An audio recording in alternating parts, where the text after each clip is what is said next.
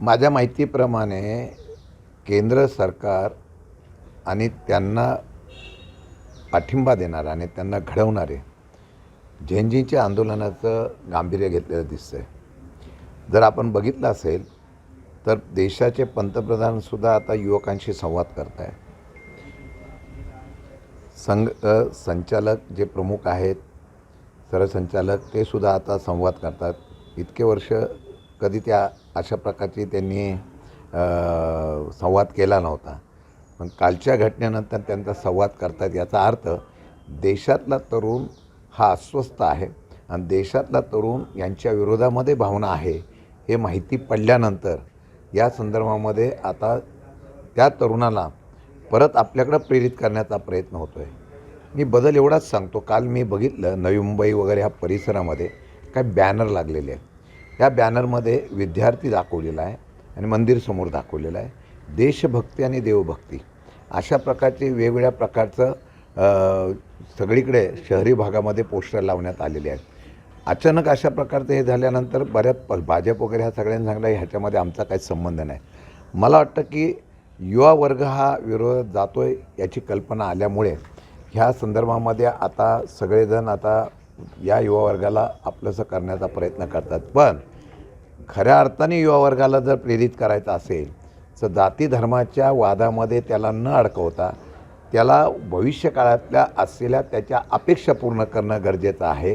कारण आपण जर बघितलं असेल तर बेरोजगारी, महागाई, भ्रष्टाचार, शिक्षण व्यवस्थेमध्ये झालेला जो काय अन्याय आहे त्याच्या संदर्भामध्ये युवा वर्गामध्ये प्रचंड नाराजगी आहे.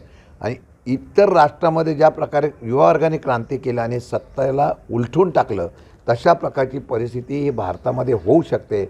म्हणून आता त्या असलेल्या युवा वर्गाला आपलंसं करण्याचा प्रयत्न केला जातो आहे असं माझं मत आहे.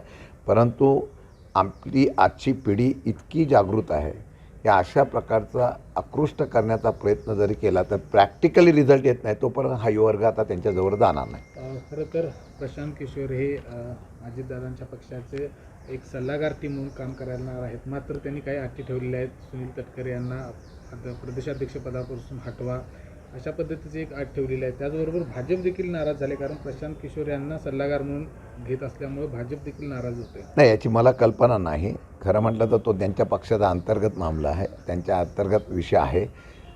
या तुमच्या बातम्या ज्या आहेत त्या अंतर्गत त्यांच्या पक्षाच्या असल्यामुळे त्याच्यावर मी वक्तृत्व करणं बरोबर नाही आहे.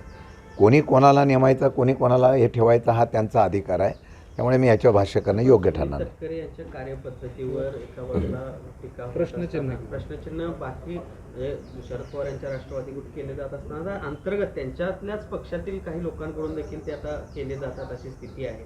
कसं बघता एकूणच या सगळ्या कार्यपद्धतीवर त्यांचा आणि तुमचा अनुभव त्यांच्या कार्यपद्धती? नाही, मी मगाशीच सांगितलं शेवटी पक्षाचा अध्यक्ष, आता मला माझ्या पक्षाचा अध्यक्ष माझ्या नेत्यांनी माझ्या पदाधिकारी कार्यकर्त्यांनी केला.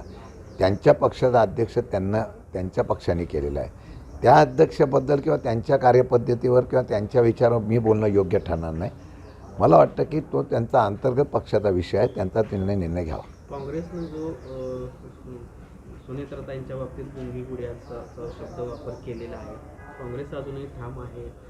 राष्ट्रवादी शरदचंद्र पवार गटाच्या वरिष्ठांची याला मान्यता आहे का असा प्रश्न आता उपस्थित केला जातो नेत्यांकडून? नाही, मी कालही सांगितलं होतं की एखाद्या महिला भगिनीच्या संदर्भामधले लगेच आम्ही त्याच्यावर स्टेटमेंट करणं योग्य नाही.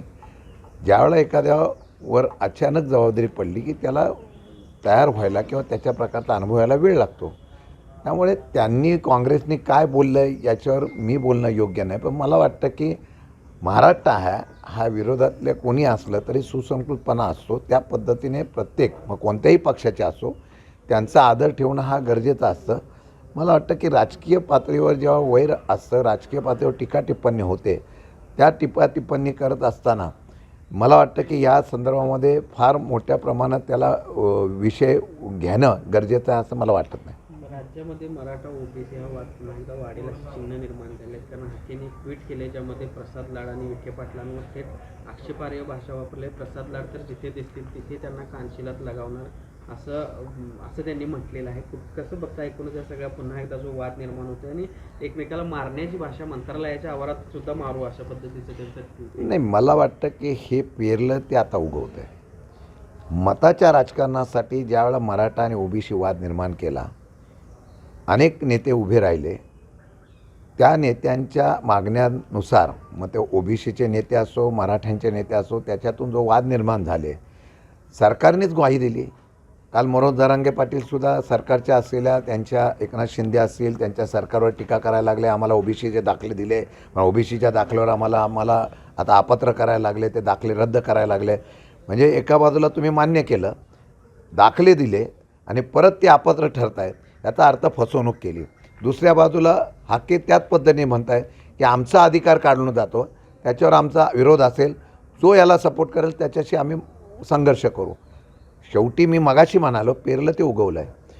मतं मिळतात, पण ती मतं मिळवण्याच्या संदर्भातली दिलेली आश्वासन आहे ती पूर्तता करण्याची तारेवरची कसरत सध्या भाजपला करावं लागतं आहे.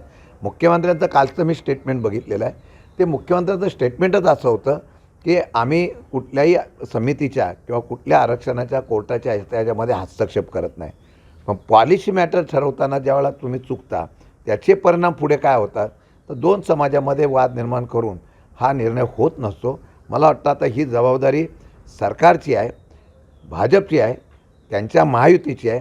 ज्यांनी या लोकांना अशा प्रकारचं बळ दिलं, ज्या लोकांना तुम्ही आश्वासन दिलं, त्या लोकांच्या बाबतीमधला अशा प्रकारची जर वक्तव्य होत असेल तर त्याची जबाबदारी त्यांनी स्वीकारावी. सुप्रीम कोर्टात एकीकडे सुनावणी झालेली आहे, सुनावणी सुरू आहे आणि दुसरीकडे आपण पाहतो की एकनाथ शिंदे जे आहेत महापौर कार्यालय त्या आणि ठिकाणी मुंबई मेट्रो भेटायला याच्यामध्ये जाणार खरं तर आहेत मोठ्या प्रमाणात पंतप्रधानांना. काय बॉम्ब वाटतं? करण्याची धमकी दिली आहे आणि त्याच्यामुळे महापौर आता खरं पाहिलं तर सुरक्षित नाही आहेत मुंबईचे असं पाहायला मिळतंय. आणि मुंबईचं मेट्रो असतील, शाळा असतील, शेअर बाजार अशा पद्धतीच्या धमकी अधिकृत मेल आहे तो महापौरांना प्राप्त झालेला आहे. का असे मेल वारंवार सातत्याने येत असतात. पोलीस त्याच्यावर, प्रशासन त्याच्यावर बारकाईने लक्ष घालत असतं आणि ज्यावेळेला अशा प्रकारचं कोण मेल पाठवतो किंवा कोण अशा प्रकारचे फोन करतात त्याचा शोध लावून कारवाई केली जाते. मला वाटतं की आजच्या घडीला ह्या संदर्भामध्ये जर मेल आला असेल किंवा तशा प्रकारची धमकी आली असेल तर पोलीस प्रशासनाने आणि गृह खात्याने त्याची काळजी घेऊन मुंबईच्या महापौरापासून मुंबईला सुरक्षित ठेवण्याची काळजी घ्यावी. एकनाथ शिंदे पंतप्रधानांची भेट घेणार अशा प्रकारची माहिती आलेली आहे आणि खासदार देखील एकनाथ शिंदेचे पंतप्रधानांना भेटत आहेत. कसं बघता, एकीकडे सुप्रीम कोर्टामध्ये सुनावणी आणि दुसरीकडे ह्या सगळ्या भेटी? मला वाटतं काल 2 दिवस ते दरेगावी आहेत. आता त्याच्यानंतर ते पंतप्रधानांना भेटत असतील, त्यांचे काही विषय असतील, पण राजकारणामध्ये महायुतीमध्ये पण आलबेल नाही अशा प्रकारची परिस्थिती आहे. आणि मला वाटतं एकमेकांना कक्षा करणं, एकमेकांच्याबद्दल स्पर्धा झालेली आहे. त्याच्या बाबतीमध्ये कदाचित ते नाराज आहेत का काय, त्यामुळे ते पंतप्रधानांना भेटत असतील किंवा दुसरी काही कामं असतील त्याच्या संदर्भामध्ये, किंवा आता जे सुप्रीम कोर्टामध्ये त्यांची शिवसेना मान्यता प्राप्तच्या बाबतीमध्ये जी काही केस चालू आहे त्याच्या संदर्भात असेल तर मला वाटतं की त्या दोन्ही तिन्ही हेतूतून ते पंतप्रधानांना भेटत असतील.